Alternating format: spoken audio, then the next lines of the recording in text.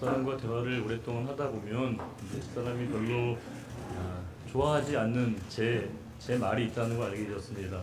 제가 이 말을 하면 내켜하지 않고요. 정확히 얘기하면 싫어하는 내색이 아주 역력합니다. 그게 뭐냐면 아무거나 이런 말입니다. 집사람이 저한테 물어보거든요. 오늘 저녁에 뭘 먹으면 좋겠냐고. 제가 진지하게 얘기하죠. 아무거나 먹자고. 별로 안 좋아해요. 내일 아침에 뭐 먹으면 좋겠냐고 제가 얘기하죠. 아주 진지하게 아무거나 먹자고. 저는 사실은 아무거나 먹자는 말은 말 그대로 이제 좀 배려하는 차원으로 당신이 원하시면 뭘 먹어도 괜찮다고 편한 대로 진짜 말 그대로 원하시면 뭘 먹어도 저는 괜찮다라고 하는 그런 표현일 수 있는데 근데 그게 이제 상대방에게는 굉장히 좀 무신경하게 무관심하게 들리게 했다 싶습니다. 저는 아무거나로 얘기했는데 저 사람은 아무렇게나로 듣는 게 아닌가 그런 생각이 들어서 이거 참 우리말이지만 뉘앙스가 참 다르다 어감이 참 다르다 그 생각을 해봤습니다. 의외로 우리가 살아가다 보면 이런 말들이 좀 제법 됩니다. 그 중에 대표적인 게 바로 적당 이런 말이 있습니다. 우리가 여러분 적당이란 말이 얼마나 좋은 말입니까? 기대와 요구를 잘 충족시켰을 때 우리가 적당이란 말을 쓰거든요. 그러니까 이것은 말 그대로 적합했다, 적절하다라고 하는 의미를 담고 있는 표현이 바로 적당이라고 하는 표현인데 선을 잘 유지했다라고 하는 의미를 알 수 있습니다. 그런데 실제로 이 적당이란 말이 부사어가 되면 조금 어감이 달라지는 경우가 있습니다. 예컨대 적당은 좋은데 적당히가 되면 묘하게 어감이 달라지는 거죠. 예컨대 우리가 그거 좀 이번에 좀 대충 적당히 하자고 적당히 합시다 라고 얘기하면 우리가 어떻게 받아들여요? 말 그대로 꼼꼼하게 일을 처리하는 게 아니라 대충 하고 마무리하자 이 정도로 우리가 그 말을 받아들이게 된다는 거죠. 우리가 신앙인들의 언어, 우리의 언어에도 그런 표현이 있습니다. 대표적으로 우리가 가장 많이 쓰이는 말이 은혜이죠. 우리의 은혜란 말을 가장 많이 사용합니다. 성도님들은 항상 은혜를 얘기합니다.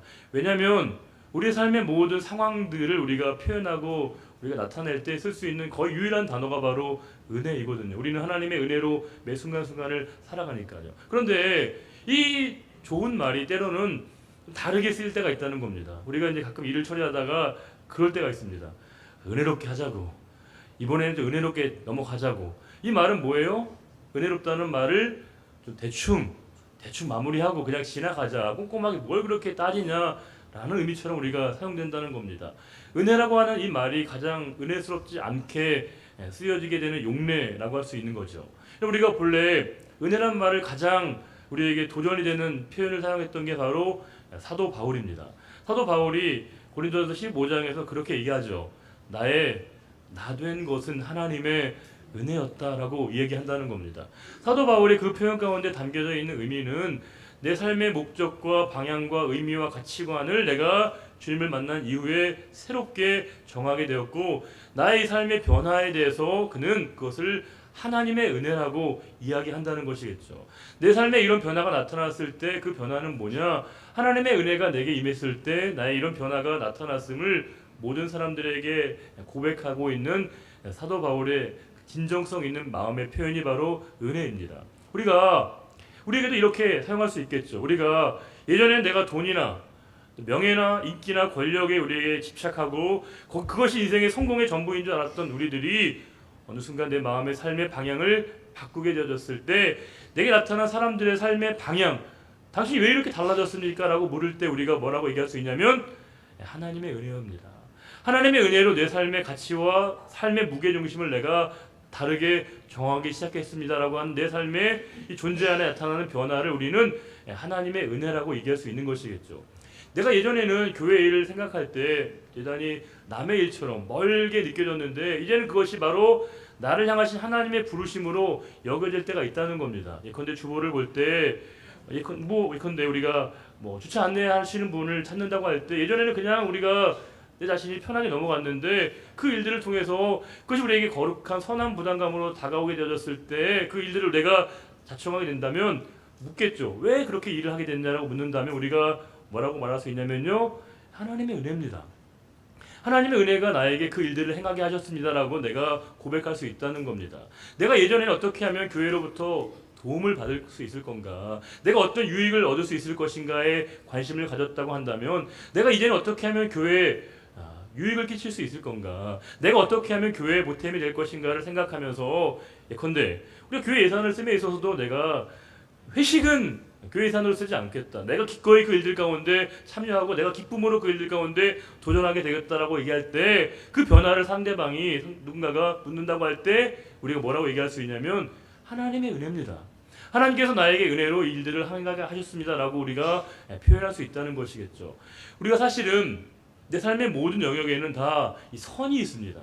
그 선을 지키는 게 대단히 중요하거든요. 만약 우리가 이 선을 지키지 않으면 삶이 위기에 빠지게 되기도 하고요. 또 그 아름다움을 잃어버려서 추하게 되는 경우들이 많습니다. 그러니까 우리가 모든 것에는 이 선을 잘 지키는 태도가 필요한 거죠. 예전에 이경규 씨가 진행하던 프로그램 가운데 양심냉장고라고 하는 그런 코너가 있었습니다. 그 내용은 뭐냐면 횡단보도 앞에서 정지선이 있거든요. 정지선은 뭐 하라는 거예요? 정지하라는 거거든요. 그런데 의외로 사람들이 잘 안 지키는 거예요. 횡단보도 앞에서 다 그 정지선을 넘어가는 겁니다. 그래서 그 방송 중에 정지선을 지키는 차량이 있으면 달려가서 그 운전자에게 선물로 냉장고를 줍니다. 그래서 그 프로그램을 양심 냉장고라고 불렀거든요. 그런데 놀라운 건 잘 안 걸리는 거예요. 그러니까 그 해당자가 별로 없는 겁니다. 한 번은 하루 종일 촬영했는데 그 해당자가 아무도 없게 되었습니다. 선을 지키는 사람이 없다는 거예요. 누구나 지켜야 되는 그 선을 아무도 지키지 않았다는 거죠. 그 방송을 보고 이 공익적 프로그램에 동의하는 많은 사람들이 나타나게 되었고 저도 뭐 그 한 사람이라고 할 수 있습니다. 운전할 때 보면 정지선 앞에 반드시 서야 된다라고 하는 암묵적 그 사실에 동의하기 시작했다는 거죠. 그 선을 지킨다는 게 얼마나 우리에게 우리 자신의 가치를 새롭게 만들어 주었는가를 발견하게 되었다는 겁니다. 우리가 수위라고 할 때 그 수위는 우리가 댐에만 있는 게 아닙니다. 수위는 우리 말과 행동에도 존재합니다. 즉 우리가 말과 행동에도요 이 수위를 조절하고 수위를 지켜야 될 때가 있다는 겁니다. 제가 결혼을 앞두고 있는 형제와 자매들 또 가정을 이루고자 하는 모든 형제와 자매 청년들에게 제가 주례를 하든지 혹 개인적으로 만나면 그런 부탁을 해줍니다. 뭐냐면 결혼하고 난 다음에 꼭 서로 간에 나이 차가 어떠하든지 몇 년을 만났든지 가능하면 빠른 시일 내에 존댓말을 서로 경어를 써주면 좋겠다라고 제가 당부를 합니다. 왜냐하면 부부간에 가장 내밀한 사이 가운데 경어를 쓴다는 건 말 그대로 상호간에 존중하는 방법을 배워가는 것이기도 하거든요. 게다가 서로 간에 경어를 쓰다 보면 제가 임상적 실험 20년간의 실험을 통해서 깨닫게 된 게 뭐냐면요. 감정이 격화되는 걸 확실히 이 말이 막아준다는 겁니다. 우리가 싸움하려면 뭐가 필요해요? 말이 짧아야 돼요. 말이 길면 싸움이 안 돼요. 왜냐면 내 상황을 설명할 때 구구절절히 설명하면 이게 싸움이 안 되거든요. 너, 나, 왜, 야 이렇게 해야 이게 싸움이 되는데 아니 왜 그러셨어 이렇게 하면서 말이 길어지면요 이게 싸움이 쉬워지지 않거든요. 이게 우리가 서로 간에 금도라고 하는 게 있는 것이겠죠. 말이라고 하는 게 서로가 지켜줄 필요가 있는 거죠. 우리가 말과 행동 가운데 내가 하지 못할 말과 하지 말 행동이 없을지 모르겠지만 하지 말아야 될 말과 행동은 반드시 우리에게 존재한다는 겁니다. 우리가 그것을 하나의 선을 지킨다라고 할 수 있습니다. 우리가 믿음을 우리는 그렇게 얘기합니다. 내가 하나님을 향한 믿음을 가졌다. 내가 하나님의 일하심을 내가 믿었다라고 우리가 생각할 수 있지만 신앙적인 원리로 보면 믿음이 우리에게 내가 하나님을 믿는 게 아니죠. 내가 하나님의 일하심을 믿게 된 게 아니라 잘 생각해 보면 묵상해 보면 하나님이 나에게 믿음을 담아주신 겁니다. 믿음을 갖게 하신 거예요. 그러니까 우리가 믿음은 선물이라는 거죠. 하나님이 우리에게 믿음을 허락하셨을 때 내가 비로소 하나님을 믿게 된 것이고 하나님의 일하심을 내가 믿게 된 것입니다. 믿음은 전적인 하나님의 선물인 것이겠죠. 그래서 우리가 믿음을 자랑할 수 없는 일이고 하나님께 감사의 제목으로 고백을 하는 겁니다. 그리고 우리 구원을 얻기 위한, 구원을 이루기 위한 우리가 가장 선행적인 조건이 뭐냐? 그게 바로 믿음이죠. 그러니까 우리에게 믿음은 하나님의 은혜의 선물입니다. 그러니까 이걸 우리가 거저 받았다라고 얘기하는 건, 값없이 받았다고 얘기하는 건 값을 치를 수 없을 만큼의 어마어마한 영적 무게감을 지니고 있는 표현이기에 우리가 거저 받았다, 값없이 주셨다 우리가 얘기를 하는 겁니다. 그러나 값없이 받은 우리들은 이 부르심에 합당한 삶에 우리가 반응과 응답이 우리에게 필요하다는 겁니다. 하나님이 우리를 값없이 우리에게 은혜로 삼아주셨고 구원의 길로 우리를 인도하셨는데 우리는 이제부터는 믿음을 가진 자로서 은혜 받은 자의 삶의 모습이 우리에게 필요하다는 거죠. 저는 그것을 구도자의 삶이라고 정의합니다. 우리 모두는 다 각자의 삶의 자리에서 이 구도자의 삶의 태도가 필요한 거예요. 우리에게 누구가 그걸 요구하지 않는다고 하더라도 각자가 삶의 자리에서 정한 기준이 우리에게 필요하다는 겁니다. 왜냐하면 주님이 우리를 부르시는 그 자리까지, 순례자의 길에 갈 때까지 우리는 이 선한 싸움을 싸워 가야 되는 거거든요. 근데 우리가 그러려면 자기가 나름대로 지킬 선이 필요한 겁니다. 제가 이제 목회를 하면서 제 삶의 작은 변화 가운데 하나는 뭐냐면요, 제 기호와 취미가 되게 단순해지고 이렇게 좁아진다는 겁니다. 예전에 제가 많이 하고 싶었던 일들, 또 되게 뭔가를 되게 즐거워했던 일들을 잘 안 하게 되죠. 왜요? 그걸 하게 되면 그만큼 제가 많은 부분에서의 시간을 뺏기기 때문에 잘 안 보고 안 하게 되는 경우들이 많습니다. 영화도 보고 싶을 때가 있지만 절제하죠. 드라마는 아예 볼 생각도 안 합니다. 왜냐하면 한 번 보면 계속 봐야 되거든요. 저에게는 시간에 주신 하나님 앞에 절제의 삶을 사는 것이고요. 또 그 고백은 저에게 경건의 훈련이고 경건의 연습으로 여겨지고 있습니다. 운동도 마찬가지입니다. 제가 예전에는 좋아하는 운동이 있거든요. 이런 운동 되게 재밌어 하는데 잘 안 가죠. 왜냐면 한 번 가면 몇 시간을 하거든요. 시간을 뺏기는 게 힘든 거예요. 그래서 지금은 하기 싫은 운동만 한다는 거예요. 그 옆에 있는 주민센터에 제가 이제 거의 매일 가서 소위 얘기하는 런닝머신이라고 하는 트레드밀을 타는데요. 1시간 넘게 좀 탑니다. 싫어요. 귀찮아요. 심지어 제일 싫은 날이 언제인지 아세요, 여러분? 월요일이에요. 월요일은 너무 가기 싫어. 피곤하니까. 그런데도 가능하면 가죠. 왜요? 저는 물론 노력한다고 우리가 꼭 건강이 유지되는 건 아니지만 저는 저에게 주신 이 자리에서 이 삶을 최선을 다해서 제가 선을 지켜가는 것이 하나님 앞에 제가 맡겨주신 그 삶의 부르심의 응답으로 제가 이해하고 있다라고 하는 겁니다. 제가 우리 담임 목사로 부임하면서 그런 생각을 해봤습니다. 주님이 저를 이 자리에 불러주셨고 성도님들께서 고난을 위임해 주셨는데 이 무거운 책임을 느끼면서 어떻게 하면 이 책임을 잘 감당할 수 있을까를 생각하면서 어떤 판단과 어떤 결정을 내릴 때 부족하지만 두 가지 원칙을 먼저 늘 생각을 해보게 됩니다. 한 가지는 뭐냐면 내가 내리고 있는 그 결정이 과연 하나님 편에서 옳은 일인 건가? 하나님이 정말 그 앞에서 하나님 앞에 부끄럼 없는 일인가? 라고 하는 것을 먼저 고려를 하게 되고요. 두 번째는 뭐냐면 어느 한 개인이나 어느 한 부서의 이익이 아니라 전체를 위해 무엇이 도움이 될 것인가, 전체 유익을 위해서 무엇이 필요한 것인가라고 하는 제 나름대로의 기준을 가지고 그 일들을 결정하게 될 때가 많다는 겁니다. 우리가 하나님의 자녀로 부름받은 우리에게 주신 축복은 뭐냐면요, 자유함입니다. 하나님이 우리에게 자유함의 선택과 기회를 줬습니다. 우리는 죄와 악으로부터 우리가 자유합니다. 더 이상 우리가 정죄를 당하지 않습니다. 그러나 이 자유는 그냥 우리에게 주어진 게 아니라 주님의 십자가의 피 흘리심의 대가로 우리에게 주신 것이라고 합니다. 그렇기 때문에 우리가 이 소중한 자유를 나 자신을 위해 사용하는 것이 아니라 그 자유를 주신 분의 그 뜻에 맞춰 우리가 선용할 필요가 있는 것이겠죠. 그래서 저는 우리 모두에게 하나의 규정과 기준과 선이 필요하다고 믿는 거죠. 임의대로 자의대로 하고 싶을 때 하고 안 하고 싶을 때 안 하는 게 아니라 자기 나름대로 절대적인 선을 정해서 내가 예배는 이렇게 드리겠다, 봉사는 이렇게 할 것이다, 내가 예물은 이렇게 하겠다라고 하는 자기 나름대로의 이 기준을 정해. 이건 모든 사람에게 다 동일하게 적용되는 건 아닙니다. 획일적으로 정할 수 있는 건 아니에요. 그러나 내게 주신 이 맡겨주신 자유를 어떻게 하면 주님 앞에 기쁨으로 돌려드릴 것인가를 고민하면서 이 선을 지켜가는 이 삶이 말로 저는 하나님 앞에 우리가 성화의 과정이라고 믿고 있다는 겁니다. 우리는 거룩함을 입었습니다. 그러나 우리가 날마다 의롭게 되어지는 이 성화의 과정이 필요하거든요. 부단히 끊임없이 우리가 내 삶의 자리에서 절제하고 내 자신을 지켜내는 이 노력이 우리에게 있어지게 될 때 하나님 앞에 우리가 더욱더 거룩한 삶으로 우리가 나아갈 수 있는 것이겠죠. 그래서 우리에게 선이 필요한 겁니다. 만일 우리가 이 선을 잘 지켜내지 못하게 될 때 어떤 불행한 일을 당하는 것인가를 오늘 본문 말씀은 그대로 보여주고 있고요. 한 사람, 미리 말씀드리면 시드기야라고 하는 한 왕의 탈선과 그의 이 직무유기로 말미암아 얼마나 큰 불행이 나타나는 것인가를 오늘 말씀 우리들에게 소개하고 있습니다. 오늘 본문의 내용은 예레미야서입니다. 예레미야는 선지자 중에 한 명인데요.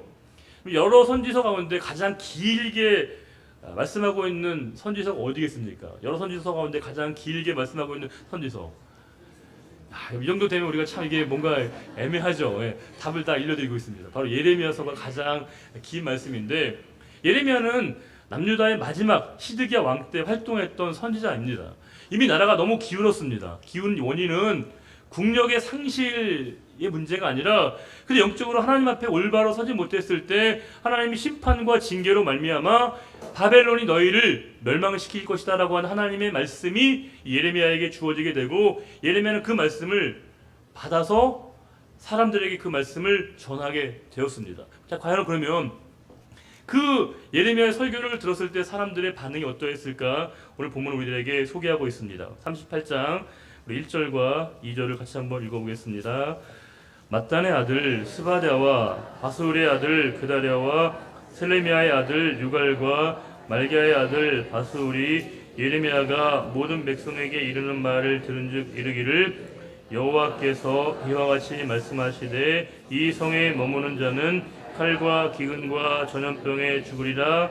그러나 갈대아인에게 항복하는 자는 살리니 그는 노량물을 얻음같이 자기의 목숨을 건지리라. 여기서 성은 예루살렘 성을 얘기하는 것이고요, 갈대아인은 바벨론 사람들을 얘기합니다. 너희가 이 성을 지키려고 하면 이런 큰 심판을 받게 될 것이지만 그들에게 항복하면 너희 목숨을 지킬 수 있다라고 하는 말씀을 전하게 되었다고 소개하고 있고요. 3절에 한 번 더 읽어보겠습니다. 여호와께서 이와 같이 말씀하시니라. 이 성이 반드시 바벨론의 왕의 군대의 손에 넘어가리니 그가 차지하리라 하셨다 하는지라. 이 말씀은 좀 정리가 필요해요. 이 말씀의 원래 이 말씀은 하나님께서 누구에게 하신 거겠어요? 예레미야에게. 예레미야가 이 말을 했다고 지금 고관들이 왕에게 이야기해 주는 부분입니다. 실제로 이 말씀은 하나님께로부터 받은 예레미야가 백성들에게 이런 얘기를 했다라고 고관들 4명이서 시드기야 왕에게 고해 바치는 내용이 오늘 본문의 내용이라고 하는 겁니다. 내용은 간단하죠. 너희가 고집 부리면 망한다, 항복해야만이 살 수 있다라고 하는 메시지를 예레미야가 전했다는 겁니다. 그런데 이 메시지는 사람들이 원하는 게 아니죠. 사람들이 바라는 메시지가 아니었습니다. 멸망당한다는데 누가 좋아하겠어요? 항복하라는데 누가 좋아하겠어요? 그런데 그럼에도 불구하고 예레미야는 이 말씀을 전했습니다. 왜요? 예레미야는 이런 설교를 했을 때 사람들로부터 어떤 반응이 올지를 모를 수 있는 사람이 아니에요. 분별력이 있어요. 이 일을 하면 어떤 불이익을 당할지 알고 있어요. 그러나 그가 했다는 겁니다. 왜요? 우리가 죄와 악과 불의에 대해서 침묵하는 건 중립적인 태도가 아니라 거기에 대한 공모이자 공조라고 하는 겁니다. 우리가 이 예레미야는 그 누구보다도 하나님의 뜻에 민감했던 사람입니다. 명백한 죄와 악과 불의가 보이는데 거기에 대해서 침묵한다? 중립적인 태도가 아니라는 거예요. 그걸 알게 동조하게 되는 것이죠. 불이익이 있어요. 어떤 일 당할지 알아요. 그러나 그럼에도 불구하고 내가 감당해야 될 책임을 감당했다는 이 예레미야의 선택을 볼 수 있습니다. 그러나 점점 우리는 그렇게 하지 않죠. 예전에는 동네 아이들이 이렇게 구석에서 담배를 피우면 어르신들이 다가와서 막 이렇게 야단을 치고 빨리 담배 끄라고 얘기했는데 요즘에 그렇게 하기가 어려워요. 왜요? 일단 애들이 무서워요. 애들이 어떤 반응할지 몰라요. 그러니까 이게 상당히 우리가 어떤 일들이 벌어질지 모르니까 우리가 분명히 옳지 않음에도 불구하고 단호하게 얘기하기가 어렵다는 겁니다. 제가 예전에 봤던 영화 가운데 선생 김봉두라고 하는 그런 영화가 있습니다. 김봉두 선생님에 관한 얘기인데, 이분이 이제 서울에서 이제 아이들을 가르치는 선생님이었는데 전형적인 나쁜 선생님이죠. 왜냐하면 노골적으로 이제 촌지를 요구하거든요. 촌지를 주는 애들은 잘해주고 안 주는 애들은 아주 노골적으로 못 살게 굴거든요. 근데 그 일 때문에 문제가 돼서 시골 학교로 이제 쫓겨나가서 전보 발령이 납니다. 그러니까 얼마나 싫겠어요. 시골 분교에 갔는데 애들 5명이에요. 의욕이 없죠. 그런데 이제 거기서도 이제 얘 버릇을 못 고쳐가지고 애들한테 봉투를 막 보내요.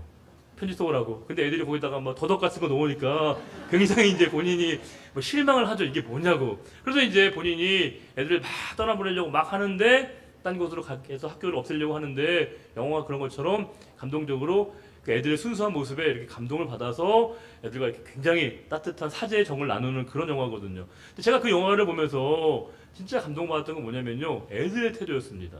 5명 아이들. 선생님이 맨날 그래요. 야, 자습하라고. 가르치기 싫으니까. 근데 애들이 뭐라고 받아들이냐면, 야, 우리가 얼마나 서울 애들보다 공부를 못하면 선생님이 이렇게 우리 보고 자습하라고 그러겠냐. 선생님을 막 이해를 해요.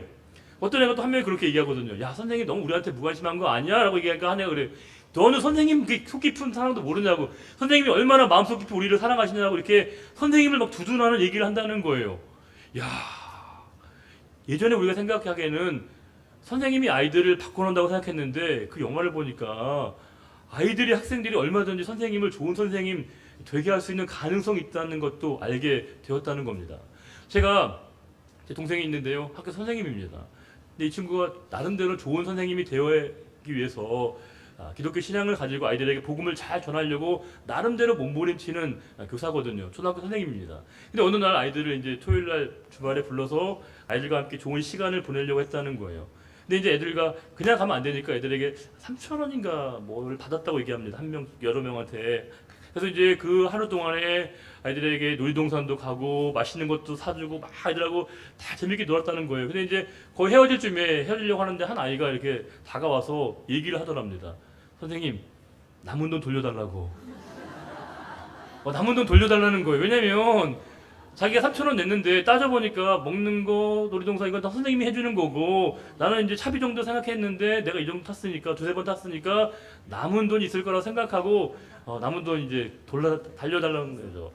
와, 내가 지들한테 들어간 게 얼만데 그런 생각이 먼저 드는 게 아니라 실망감이 든 거죠. 내가 뭔가 이렇게 해도 애들이 반응하지 않을까 그런 생각이 가슴 깊이 다가오면서 더 이상 그 일들을 하고 싶은 마음이 잘 안 생기는 거죠. 최근에 이제 어린이집 같은 데서 이제 그런 문제가 발생했잖아요. 아이들을 좀 이렇게 학대하는 거. 진짜 그건 어떤 명분으로도 정당화 될 수 있는 일이 아니고 정말 잘못한 그건 뭐 변명의 여지가 없습니다. 그런데 약간 양가 감정이 생기는 거예요. 왜냐하면 저도 학부모잖아요. 근데 그렇게 하는 선생님이 정말 잘못된 거지만 또 오죽하면 이런 생각이 들고 왜냐하면 여러분 애들 키우면 아시잖아요. 집에 왼수가 있잖아요. 근데 그 왼수를 선생님이 맡아주실 때마다 얼마나 힘드시겠어요. 근데 그 아이들의 그거 할 때마다 선생님이 참아낸다는 건 그렇게 쉬운 게 아니거든요. 잘못하게 되면 아예 방치할 수 있는 거예요. 묵인할 수 있는 거예요. 아예 외면할 수 있는 거거든요. 자신에게 닥칠 수 있는 불이익을 생각하니까요. 그런데 예레미야는 그렇게 하지 않았다는 겁니다. 이 일을 하면, 이 말을 하면 나에게 어떤 일이 닥칠지 누구보다 잘 알았지만 그것이 하나님의 뜻이기에 기꺼이 그가 사람들에게 외쳤던 것이고 그 일들로 인해서 예레미야는 공경에 빠지게 됩니다. 4절을 읽어보겠습니다. 이에 그 고관들이 왕께 아뢰되 이 사람이 백성의 평안을 구하지 아니하고 재난을 구하오니 청하건대 이 사람을 죽이소서. 그가 이같이 말하여 이 성의 남은 군사의 손과 모든 백성의 손을 약하게 하나이다. 그 고관들이 왕에게 뭐라고 추청하는 거예요? 이 사람의 이 설교 메시지는 우리들의 사기를 떨어뜨리는 것이고 이거는 이적행위다. 살려주면 안 된다라고 이 왕에게 추청을 하게 된 겁니다. 그때 그 시드기야 왕의 반응이 5절입니다. 읽어보겠습니다. 시드기야 왕이 이르되 보라 그가 너희 손안에 있느니라 왕은 조금도 너희를 거스를 수 없느니라 하는지라. 시드기야의 표현이 너무 아쉽습니다. 시드기야는 예레미야가 어떤 사람인지 누구보다 잘 아는 사람이었습니다. 예레미야가 이런 설교를 한 건 자신의 불이익을 감수하면서까지 하나님 말씀을 전하는 충직한 하나님의 종이라는 사실을 누구보다 잘 아는 게 시드기야였습니다. 그러나 그는 지금 뭘 해요? 나는 그에게 책임이 없다고 당신들이 알아서 하시라고 이 예레미야의 생명 여탈권을 고관 대작들에게 넘겨주게 됩니다. 그리고 실제로 이 예레미야의 생명이 위기에 처하게 됩니다. 6절 제가 읽어보겠습니다. 그들이 예레미야를 끌어다가 감옥들에 있는 왕의 아들 말기야의 구덩이에 던져 넣을 때 예레미야를 줄로 달아내렸는데 그 구덩이에는 물이 없고 진창뿐이므로 예레미야가 진창 속에 빠졌더라. 여기 보시게 되면 그 사람들이 예레미야를 구덩이에 던졌다고 되어 있는데 이 구덩이가 창세기 37장 20절에 나옵니다. 뭐냐면 요셉의 형들이 요셉을 죽이기 위해서 어디에 던지냐면요 구덩이에 던졌을 때 그 구덩이입니다. 똑같은 히브리어 단어입니다. 이게 왜냐하면 이 팔레스타인 지역의 특징은 비가 잘 안 오죠. 비가 오면 되게 소중하기 때문에 비를 잘 저장하는 수장고가 되게 중요하거든요. 그래서 이제 땅을 깊게 파서 비가 많이 내릴 때 그 물을 저장하는 게 이 팔레스틴의 하나의 문화이고 관습입니다. 그러니까 물을 가능하면 많이 가두려면 어떻게 해야겠어요? 땅을 깊이 팔 수밖에 없는 것이죠. 지금 요셉의 형들은 진짜 요셉을 죽이려고 했었어요. 던져서 물에 빠지려고 한 건데 요셉의 생명을 유지해서 있었던 이유가 뭐냐면 거기에 물이 없어서 살아난 겁니다. 그게 이제 요셉의 평생의 트라우마가 되었겠죠. 오늘 말씀에도 지금 사람들이 예레미야를 물속에 있는 그 구덩이에 던졌는데 다행스럽게 거기 뭐가 없었어요? 물이 없어서 진창뿐이었기 때문에 생명을 보존하게 되었습니다. 이게 여러분 생각해 보세요. 예레미야 입장에서 얼마나 억울한 일입니까? 내가 잘못한 것도 아닌데 내가 정말 말 그대로 깨끗하고 의롭게 살려고 하다가 이런 어려움을 당할 때 얼마나 힘든 거겠습니까? 우리가 내가 잘못한 것에 대한 응징을 받으면 힘들어도 참아내야 돼요. 참을 수 있어요. 내가 잘못한 거니까. 그런데 내가 잘못한 것이 없는데 이런 불이익을 당한다, 이런 핍박을 당한다, 고난을 당한다, 견디기 어려운 것이겠죠. 물론 우리가 살아가다 보면 고난은 늘 두 가지입니다. 의롭게 살다가 당하는 고난이 있고 또 애매히 당하는 고난이 있죠. 그럼 내가 잘못해서 맞는 고난은 고난이 아니에요. 부모님에게 대들다가 멜전을 맞으면 그 핍박이 아닌 거죠. 고난이 아닌 겁니다. 지금 이 예레미야는 의롭게 바르게 선하게 살다가 이런 불이익을 당했는데 그 상황 가운데 감사하게도 한 사람이 등장하는데 바로 7절에 왕궁 내시 구수인 에벤멜렉이 그들이 예레미야를 구덩이에 던져 넣었음을 들으니라. 그때 왕이 베냐민 문에 앉았더니, 여기서 에벤멜렉이라고 하는 사람이 나오는데 에벤멜렉이 내시여요. 내시로 나오고요. 또 그의 출신이 어디예요? 구스이죠. 구스는 어디입니까, 여러분? 이디오피아를 얘기해요. 그럼 그게 뭐라는 겁니까? 흑인이었다는 거죠. 유대인이 아니었어요. 근데 그가 어떤 이유인지 모르겠지만 이 유대 땅에 와서 하나님을 만나고 하나님을 알게 되고 믿음을 갖게 된 것이겠죠. 그래서 그가 지금 이 예레미야를 구명하는 활동에 적극 나서게 되는데 우리 8절과 9절 읽어보겠습니다. 에벤멜렉이 왕궁에서 나와 왕께 아뢰어 이르되 내 주 왕이여, 저 사람들이 선지자 예레미야에게 행한 모든 일은 악하니이다. 성중에 떡이 떨어졌거늘 그들이 그를 구덩이에 던져 넣었으니 그가 거기에서 굶어 죽으리이다 하니. 와, 자기 일신상의 안위를 생각하지 않고요 왕에게 직언을 했던 이 에벤멜렉, 그의 덕택에 지금 예레미야가 살아나게 된 것이죠. 그러니까 지금 사실은 에벤멜렉은 원래 유대인도 아니고 태어날 때부터 하나님을 알았던 사람은 아니에요. 그러나 하나님께서 그에게 믿음을 주셨을 때 믿음을 가짐으로 말미암아 믿음 있는 자의 행동을 보였다는 겁니다. 믿음은 행동하는 것이죠. 행동하는 자가 믿음을 보여줄 수 있는 것인데 에벤멜렉은 그렇게 보여줬다는 겁니다. 그래서 이제 극적으로 이 예레미야가 살아나게 됩니다. 우리 10절부터 읽어보겠습니다. 제가 읽어보겠습니다. 왕이 구스 사람 에벤멜렉에게 명령하여 이르되 너는 여기서 30명을 데리고 가서 선지자 예레미야가 죽기 전에 그를 구덩이에 끌어내라. 에벤멜렉이 사람들을 데리고 왕궁 곳간 및 방에 들어가서 거기에서 헝겊과 낡은 옷을 가져다가 그것을 구덩이에 있는 예레미야에게 밧줄로 내리며 같이 읽겠습니다. 구스인 에벤멜렉이 예레미야에게 이르되 당신은 이 헝겊과 낡은 옷을 당신의 겨드랑이에 대고 줄을 그 아래에 대시오. 예레미야가 그대로 하매 그들이 줄로 예레미야를 구덩이에서 끌어낸지라. 예레미야가 시위대 뜰에 머무니라. 정말 극적으로 이 예레미야가 에벤멜렉 때문에 살아나게 된 것이죠. 우리 이 말씀 보면서 대단히 아쉬운 시드기야의 처신을 볼 수 있습니다. 왕이잖아요.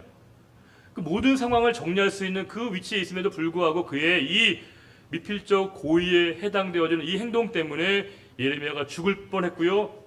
실제로 이 미온적인 행동 때문에 남유다가 멸망을 당하게 되었습니다. 왕이라면 왕으로 감당해야 될 책임과 사명이 있는데 그는 그 선을 지키지 않았다는 겁니다. 자기 자신만을 위해서, 자기 자신만을 생각했을 때 그는 한 사람을 위험에 빠뜨린 것뿐만이 아니라 민족 전체를 파괴하고 파멸하게 하는데 일조했다는 것이겠죠. 그럼 이런 표현이 있습니다. 커럽티오 옵티미 페시마라고 하는 라틴어가 있습니다. 한번 띄워주시겠어요? 커럽티오 옵티미 페시마라고 하는 이 표현인데 나중에 찾아보세요 한번. 이런 표현인데 이 뜻이 뭐냐면 최선의 것의 부패는 최악이 된다 라고 하는 헬라어 이 라틴어 표현입니다. 최선의 것이 부패하게 되면 최악이 된다는 것이죠. 그리고 성도는 하나님의 부르심을 받은 사람입니다. 하나님의 은혜를 받은 사람입니다. 그런데 우리가 타락하고 우리가 범죄하게 되고 우리가 부패하게 되면요 가장 최악의 상태가 된다는 겁니다. 우리가 성도는 말 그대로 우리가 늘 하나님 앞에 죄를 고백하고 회개하는데, 회개한다는 건 죄를 인정하는 것만을 의미하지 않습니다. 죄를 고백하는 것만을 의미하지 않아요. 그건 뭐예요? 내가 지은 죄를 부끄럽게 여기는 마음이 있어야죠. 철저하고 처절하게. 근데 우리가 어느 순간부터 죄를 우리가 부끄러워하지 않는다는 겁니다. 우리가 불의에 대해서 우리가 신경 쓰지 않게 되었다는 겁니다. 우리가 죄와 악에 대해서 우리가 부끄러운 마음을 잊어버리게 되면 부끄러운 행동을 우리가 부끄러워하지 않게 된다는 겁니다. 안타까운 건 성도가 타락하면, 성도가 부패하면 불신자보다 훨씬 더 악한 일이 나타나게 된다는 겁니다. 왜냐하면 더 이상 하나님을 두려워하지 않게 될 때 그의 삶을 제어할 수 있는 게 뭐가 되겠습니까?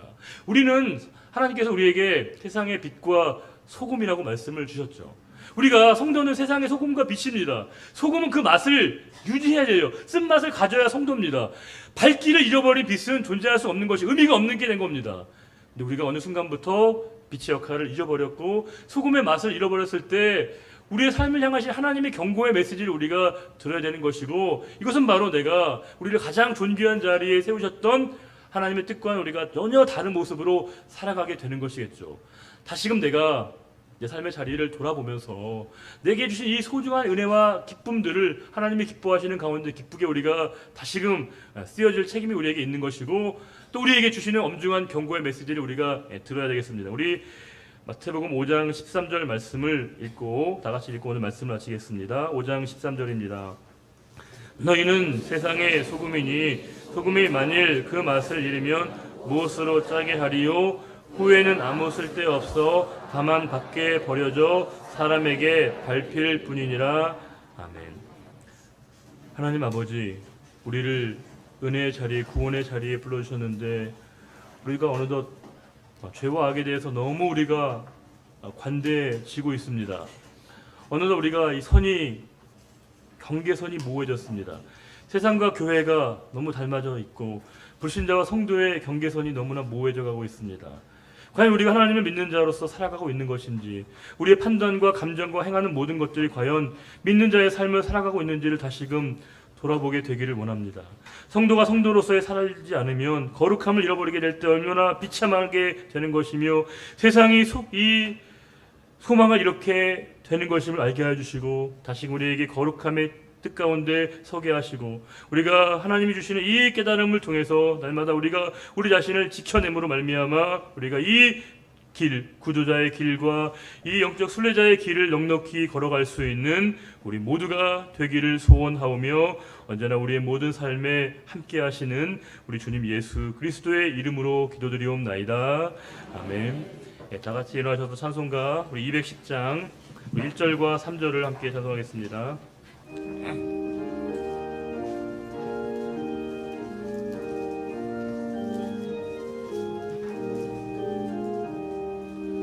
시온 성과 같은 교회 그의 영광만 얻다 허락하신 말씀대로 주가 진리 세워다 반석 위에 세운 교회 흔들 자가 누구랴 모든 것을 배워싸도 아무 근심 없도다.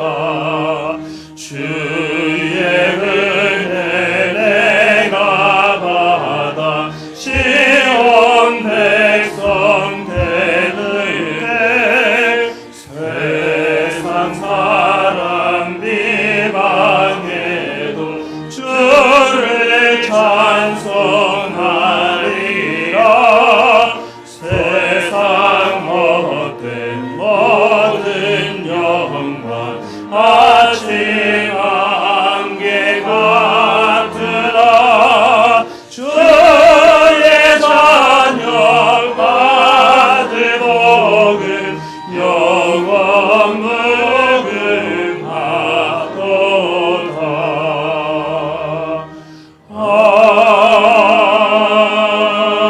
아멘. 여호와는 내게 복을 주시고 너를 지키시기를 원하며 여호와는 그의 얼굴을 내게 비추사 은혜 베푸시기를 원하며 여호와는 그 얼굴을 내게로 향하여 드사 평강 주시기를 원하노라.